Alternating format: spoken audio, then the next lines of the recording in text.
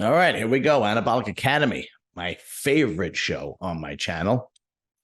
Oh, I actually forgot to tell you guys the Muscle Militia shirts are in. So if anybody wants one, just DM me, Serious and Silliness. Email me, UncleJohn1201 at Gmail. My other email, John_Olivia at Yahoo. Might take a little longer than usual to get out because of the holiday season and whatnot. But I have them. I got them in gray or black or whatever the hell it is. I don't fucking know. Gray right now because there's black in it, so it wouldn't look weird. They're fucking gray shirts, okay? So just order one. All right.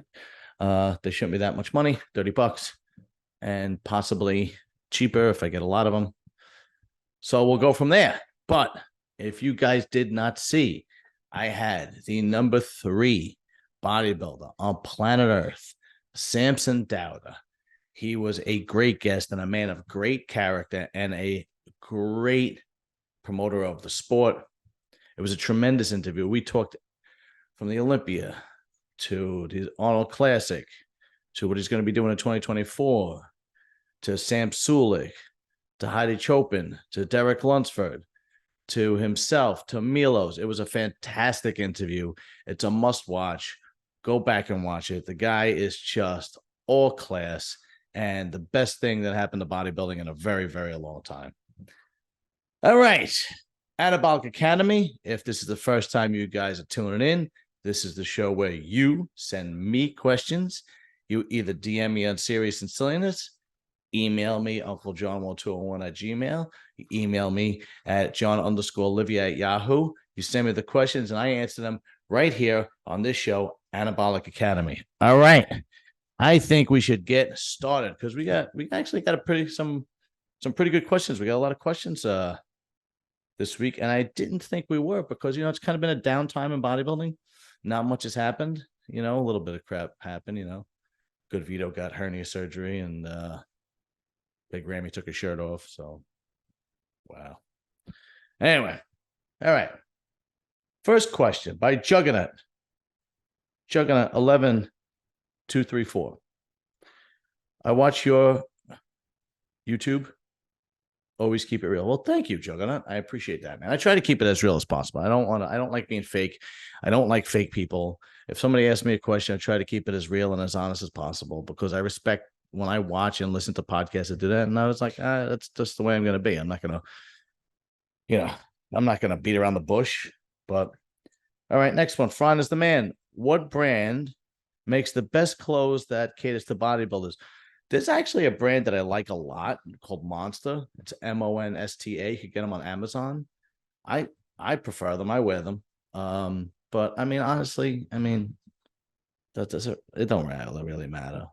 Look, if you're a real bodybuilder, I get it. Like what I mean by real is like, if you're a Samson Dowda and you have a problem with finding sweats that fit your legs because they're the size of tree trunks, yeah, you got to go with a bodybuilding brand. But most people could just use Nike or Adidas or whatever, right? But Monster, I've always liked it. They're always comfortable. They always fit pretty good. I like their t-shirts. They make sleeveless ones. They make hooded ones. They make a sleeveless hoodie that I wear a lot to the gym. I have bought them in all different colors. Did I wear them? I don't think they're on my video, but I wear them a lot, in the summertime. Because when I work out, I tend to like to put my hood up. I don't know. I'm like in the zone or whatever. But yeah, Monster, Monsta. All right. How many gym memberships have you had in your lifetime? Oh my God. I can't even. I have no idea, man. You're going back to Ferrigno's gym in New York.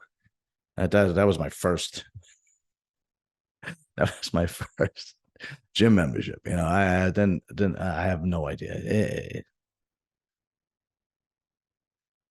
Probably more than 50, less than 100, I would probably say, because I tend to bounce around and then, I moved from Brooklyn to Staten Island to Jersey, so I tend to like to change because I get bored of the same gym. That might be a little bit too much. Yeah, maybe between 20 and 50, something like that. All right, here we go. Next question. Next question. That reminded me of that movie 40-Year-Old Virgin with that Indian guy. You will get none of the commission. Anyway, What's your favorite form of cardio to get lean? All right. Well, honestly, if I had to choose, jogging outside in nice weather is probably the best because it's peaceful and you're actually running and the time goes by quickly and you you get leaner faster because you're not fixated on time. You're more fixated on distance, right? So when COVID happened, I had put a makeshift gym in my shed in my yard, right? And I'd come home from work and I'd work out and whatever I had. I didn't have much. Whatever I had, I would do. And then, I didn't have any cardio machines in my house, so I would go jogging outside. And it was too hot, so I wouldn't take my dog because it was the summertime. I remember it was the summertime. It would be too much for my dog, so I would just go myself. I put my earbuds in. I'd probably listen to a podcast or some music, and I would just run. And I was just like, okay, I'm going to go from here to over there and back. And 40 minutes would go by before I even thought of it. I was just jogging outside, and there were plenty of people riding bikes and jogging outside and rollerblading because there was nothing else to do. Everything was closed. It was peaceful. It was nice. You put me on a bike. I mean, don't get me wrong. Look, now that the gyms are open, the last thing I want to do is go jogging outside. I want to get it all over with. So when I do cardio, a lot of times what I do is if I'm in the gym now, I break it up. I'll do 10 minutes on the stepper, 10 minutes on the bike, 10 minutes on the treadmill, because cardio sucks. Sometimes I have done this. I have done this, and I know this might be a little strange, but I have had just gotten on the treadmill next to somebody and said, "Do you mind if I talk to you? Because I hate doing cardio." I have had done that, and more times than not, they're like, "Yeah, sure," because it passes the time with them too. Yeah, I mean, I don't make a habit out of it, but I have done that. All right, let's see. Next one fires the man. Would you ever sleep with a female that's more muscular than you? Well, if I wasn't married, yes, I would. I always had this. I was always attracted to girls that had muscle. Always, always, always. But they were never really into me. And I think that was because it was more my attitude than how I looked with it. They were never into me, But yeah, I always thought Alicia Young was a knockout. I always thought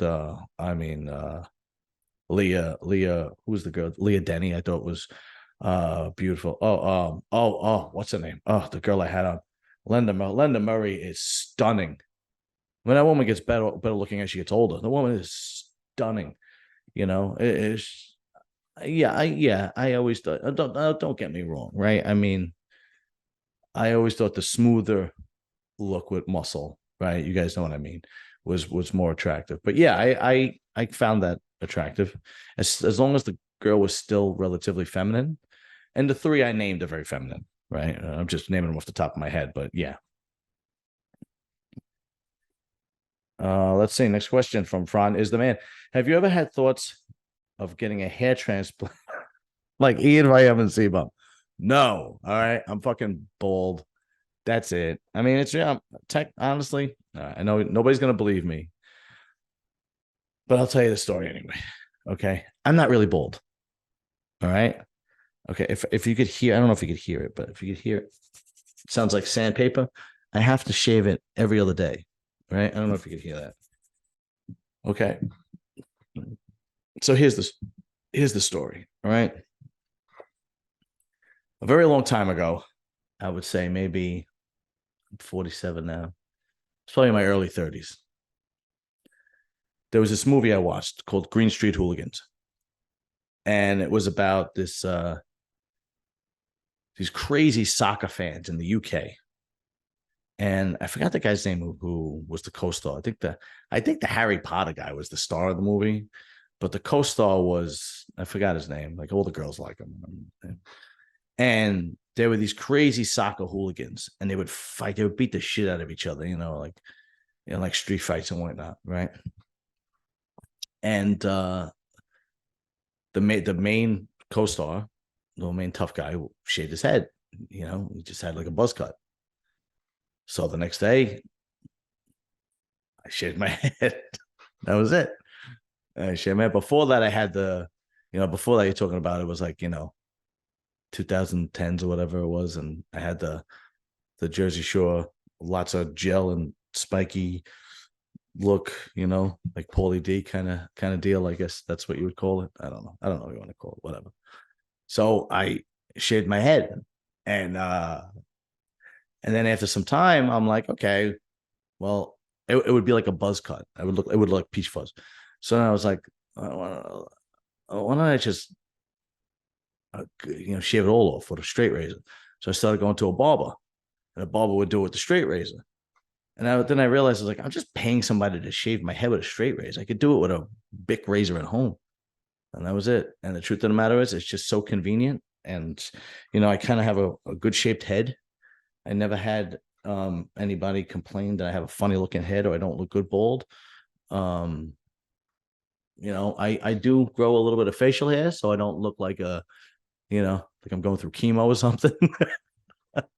But that's, my stories aren't really that moving. They're pretty sad. Like, the reason why I quit bodybuilding is because I saw John Meadows. The reason why I shaved my head is because I watched Green Street Hooligans.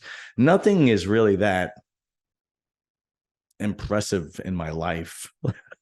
Because there's not going to be a story I'm going to tell you where you're going to go, that was really moving. Like, that was just heartfelt. No, sorry. All right, next question. What's your favorite I-Prevail supplement? Right here, Dream Chaser. I'm drinking it because it's late, and after I'm done doing this, I want to go to sleep because I got to get up early to go to work, because today I work till 7. Yeah, I work 7 to 7 today, and tomorrow, I forgot to tell you guys, I got a good muscle talk coming on.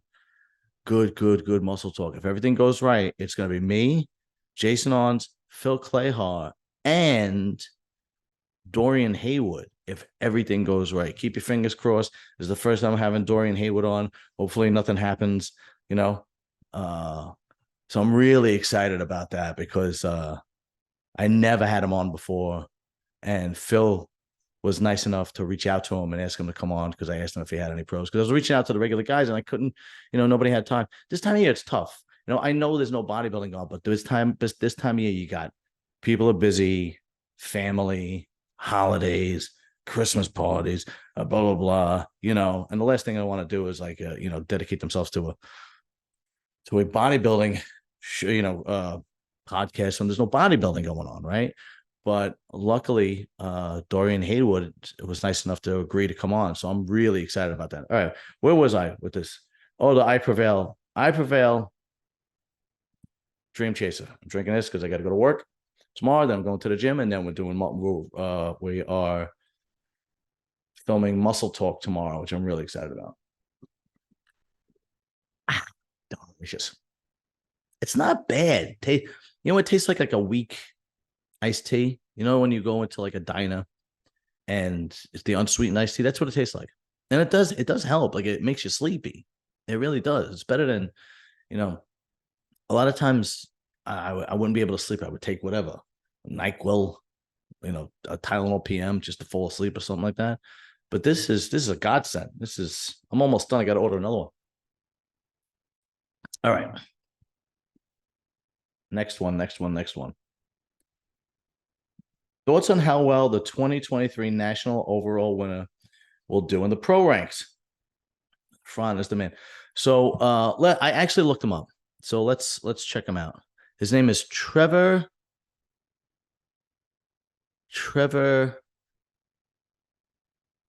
Birch. Here it is. Okay. All right. So first of all, anybody who wins the national overall title is a gifted bodybuilder. I'm going to say that right off the bat. Do I think he won the light heavyweight in the overall? Do I think he has what it takes to be a top? I hate saying negative shit when somebody I don't even know, but all right, look, no, I don't think he's got. But maybe if he wants to do classic physique, he's also very young. Well, again, I don't know how young he is. Okay, I don't know how old he is. I don't know how young he is, but he's a light heavyweight with decent shape. His conditioning was phenomenal. Okay, let's give him just it. Was conditioning was phenomenal. He's a light heavyweight with okay shape. He does a great vacuum. If he wants to be an open bodybuilder, he's got a long way to go to do any damage. All right, because especially now, the talent level in the open bodybuilders is deep, really deep. I mean, when I was talking to Samson Dowda, we were talking about the third call out of the Olympia were guys that would dominate any regular show. You had Phil Clay-Hall, you had Roman Fritz. I forgot the other guys, but they're solid, talented bodybuilders, and even the guys who didn't qualify, guys like Stanimal and guys like Beef Stew. These are good bodybuilders, man. And don't forget, you got Nexzilla coming up, and then behind Nexzilla, you got the kid from Brazil. I forget his name. He took third to Samson in his first show in Romania. What the hell? What's his name? Horse MD. So looking at this, blindly, I think he's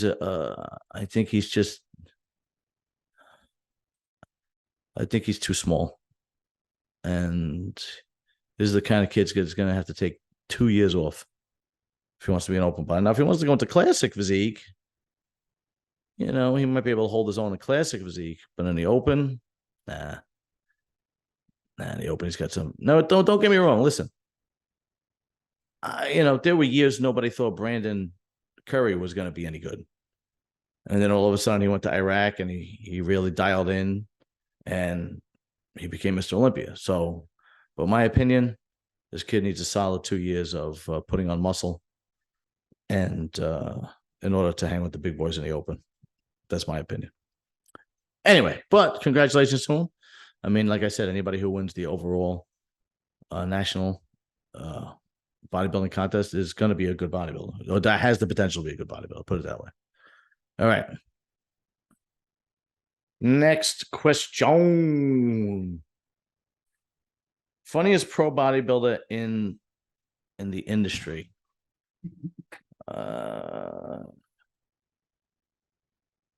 I don't know. Everybody's going to go to what's his name. And I don't think he's really that funny, to be honest with you. What's his name? What's that guy's name? The Boogeyman.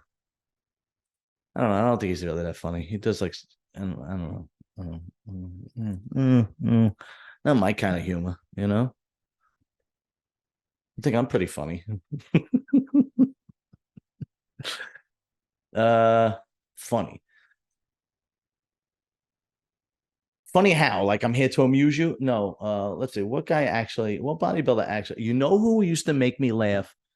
And even my wife loved him, believe it or not, was Luke Sandow. When Luke Sandow was on bodybuilding, it was on Hostile Bodybuilding Bollocks, whatever they had called it. He was really funny. Like really funny. They were good together, those two, God rest his soul, but he was really entertaining. But alive and well, who is funny? Shit, I don't know, man. I think most bodybuilders are very serious, everything's got to be very regimented and so on and so forth, Ons is pretty funny. I'll give him that. He makes me laugh sometimes, does we make each other laugh.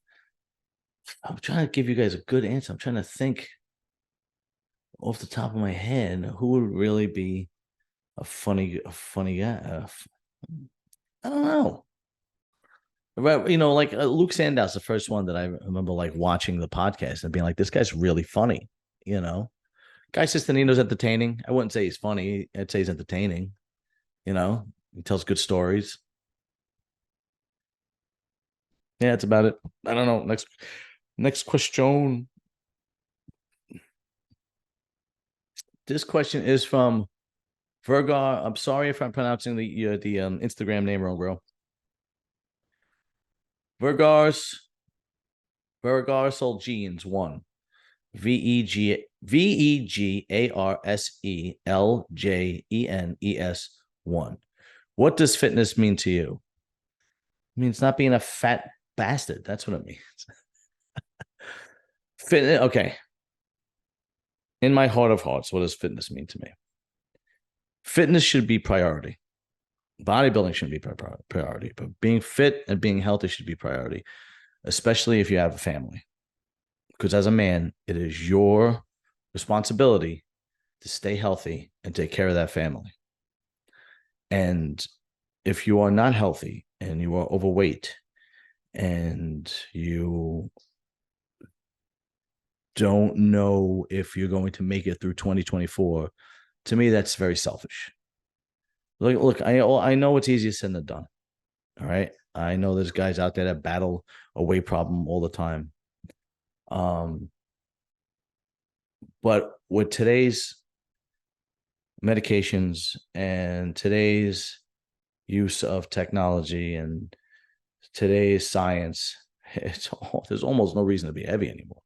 I mean, between the lap band and Ozempic and gyms being open 24/7 and that stupid Peloton bike that you could do from your home, and just or just making smart food choices. It is not difficult to make smart food choices. That's what fitness means to me. I think it should be priority, especially if you are a man, and especially if you have children, young children, especially, because you want to be able to watch them get older. You want to be able to stay healthy. You want to be able to go to their games, their practices, their graduations. You want to be able to see them get married, and you don't want to have this burden of an unhealthy lifestyle possibly shortening that and you not being able to see that. Like I saw it with my father. My father was very unhealthy.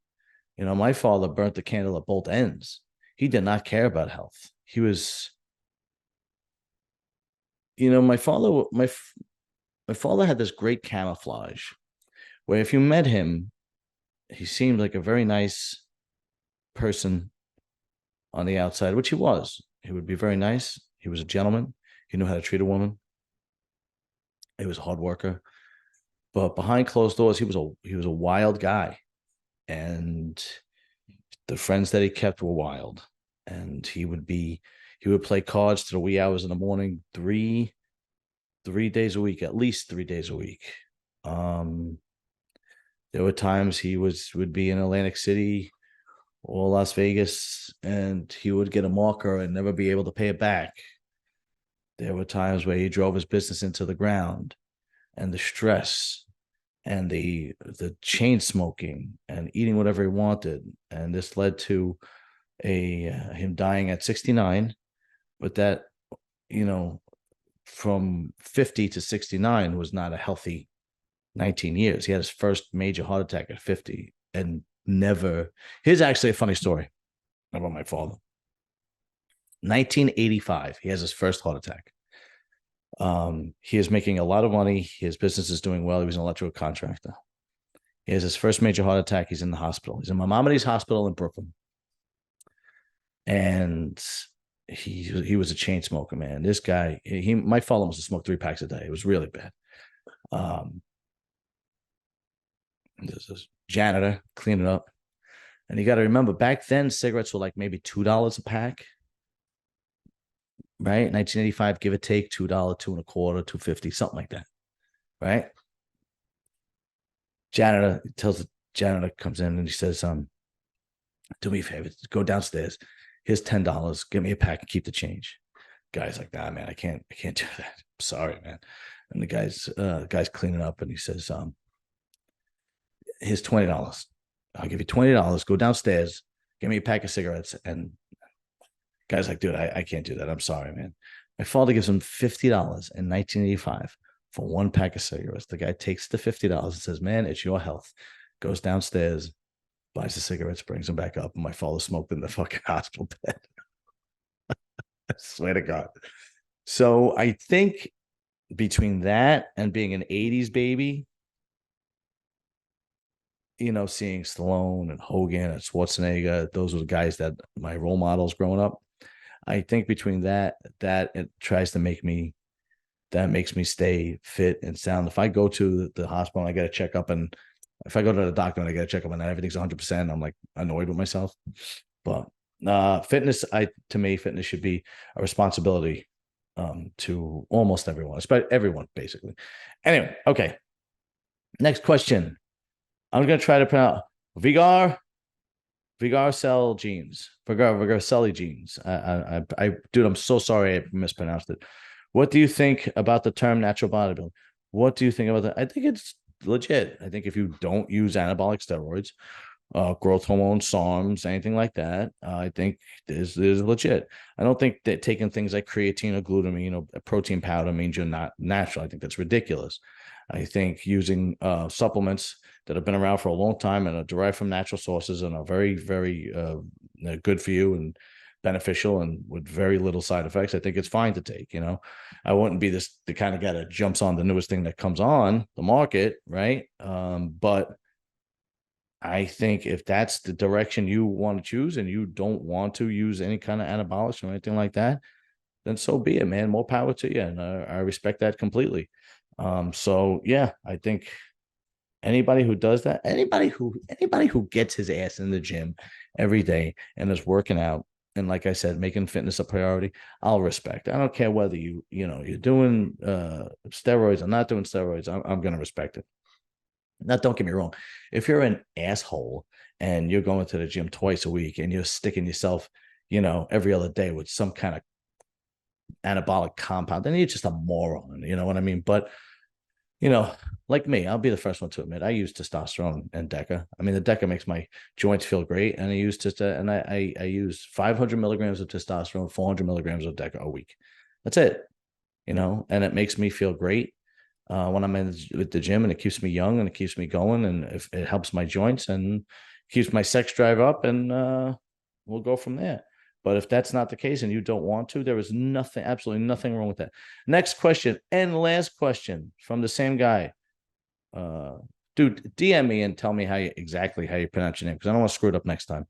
VEGARSELJENES1. Is there anything you would do differently regards of your fitness journey? All right, well, let's be a little real here, okay? I don't think I ever had the genetics to turn pro.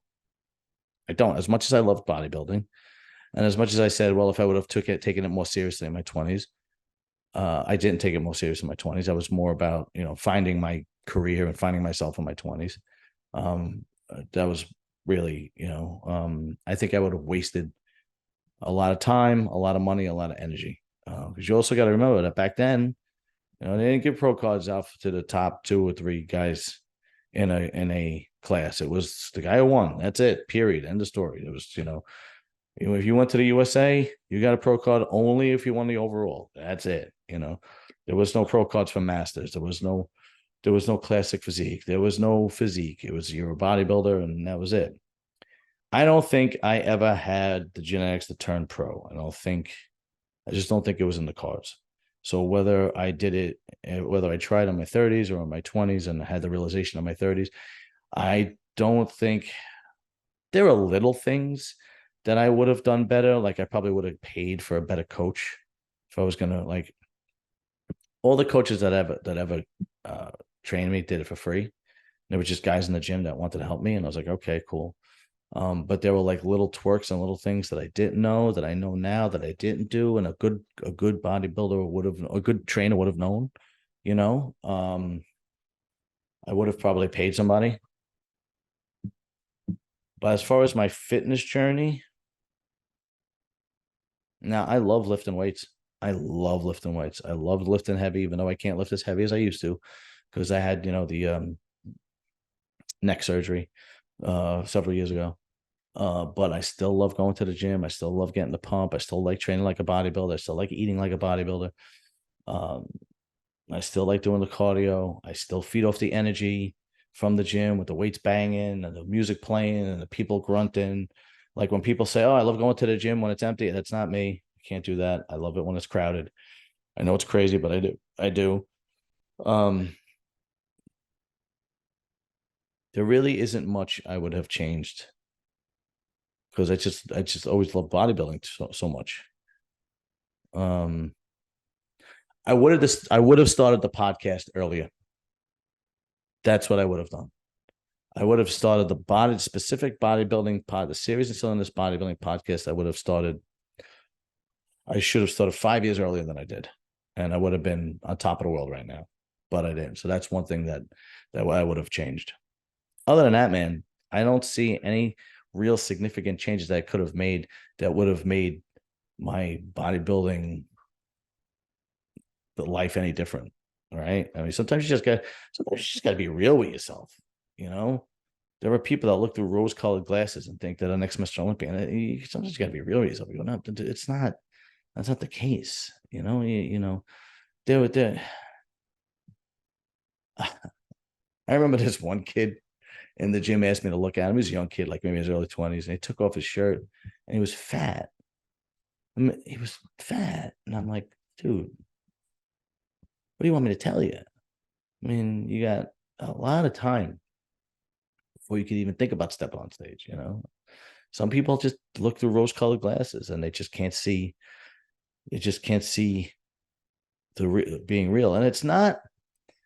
And a lot of people say, oh, you're just, you're a hater and so on and so forth. Now, sometimes you just got to be real. You got to know your limitations. You got to push the envelope to see what your limitations are, right? Like I did. But at the same time, then you got to realize your limitations, and then you have to make a decision. And my decision was that I wasn't gonna put more time, energy, money into doing a national level show at a master's level, especially after I saw John Meadows win, knowing I would never look like that. And going to see a trainer that was telling me, I told the story. I went to go see Dan Horton. He told me I had to take more gear, and I was like, I'm just not doing it, man. It's not for me. So no, as far as bodybuilding and my fitness journey, the only thing I would have changed would have been maybe little tweaks here and there. Maybe I would have got a better trainer. And the other thing I would have done was do my bodybuilding podcast earlier, like at least 5 years earlier. I should have done it, but whatever. It is what it is. I'm here now, and I'm building my platform, and I got great people sending me questions and watching my channel, and I'm entirely grateful, extremely grateful. Sorry, it's a little late. And remember, Muscle Militia t-shirts. DM me, Serious and Silliness. Email me, UncleJohn1201@gmail. Email me also, John_Olivia@Yahoo. If you really want to go, if you can't do any of those three, you could get me on TikTok, John Livia. You get me on Facebook, John Livia, and you'll see the logo. You'll see the logo pop up. And then that's about it. So that wraps it up for another Anabolic Academy. Thank you for the great questions, everyone. And I will see you guys soon. Later. Peace.